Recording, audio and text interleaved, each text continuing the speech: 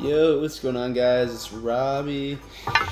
Touching base. Want to just talk about my Akuamma experience. So, it's the first time I'm trying Akuamma seed, and we actually made like an extract on it.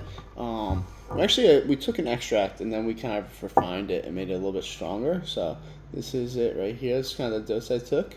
Probably took say probably like a quarter gram or half gram. It's just a small sample run that we processed. Um, so yeah, definitely very nice, very interesting.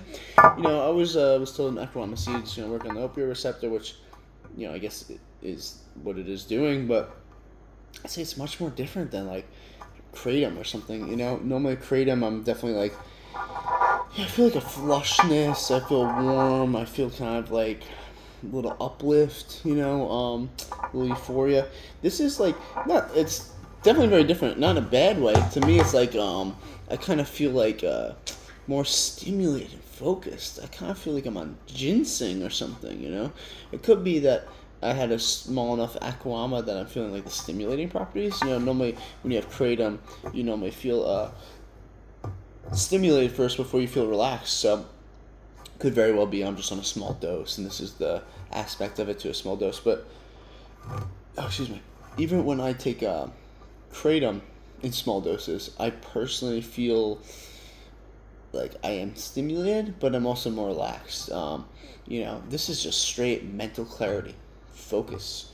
Um, I feel like cool, calm, and collected. It's not like kratom at all. Not like your typical opioid receptor stimulating supplements whatsoever. Or at least not like kratom. The only thing I really had experience with.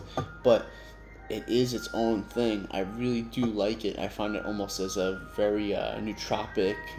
Sorry, I don't know. Ice cream man's passing is pretty loud, but I don't mind that.